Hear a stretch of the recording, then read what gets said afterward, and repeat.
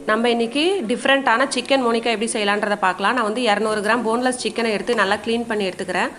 ஒரு சிட்டிகை மஞ்சத்தூள், 1 ஸ்பூன் இஞ்சி பூண்டு பேஸ்ட்டு, தேவையான அளவுக்கு உப்பு, 1 ஸ்பூன் காஷ்மீரி மிளகாத்தூள், 2 ஸ்பூன் சிக்கன் 65 மசாலாவை சேர்த்து நல்லா ஊற வச்சிடலாம் 20 நிமிஷம். இப்போ எண்ணெய் காஞ்சதுக்கப்புறம் நம்ம வந்து சிக்கனை பொரித்து எடுத்துக்க போகிறோம். சிக்கன் நல்லா கிறிஸ்பியாக பொரிஞ்சது எடுத்துக்கலாம். இப்போ நான் ஒரு பேனில் கொஞ்சமாக ஆயில் சேர்த்து ஒரு சிட்டிகை மஞ்சத்தூள், 1/4 ஸ்பூன் காஷ்மீரி மிளகாத்தூள் கலருக்காக தான் ஆட் பண்ணிக்கிறோம், வேணான்னா விட்டுடலாம். இப்போ இது கூட நான் வந்து 2 பச்சை மிளகாவையும் ஆட் பண்ணிக்கிறேன். 1/4 கப்பு தயிரையும் சேர்த்து நல்லா மிக்ஸ் பண்ணிக்கலாம். தயிர் போடுறதோட்டு வந்து சிக்கன் கொஞ்சம் ஜூஸியாக இருக்கும், அதனால தான் ஆட் பண்ணிக்கிறோம்.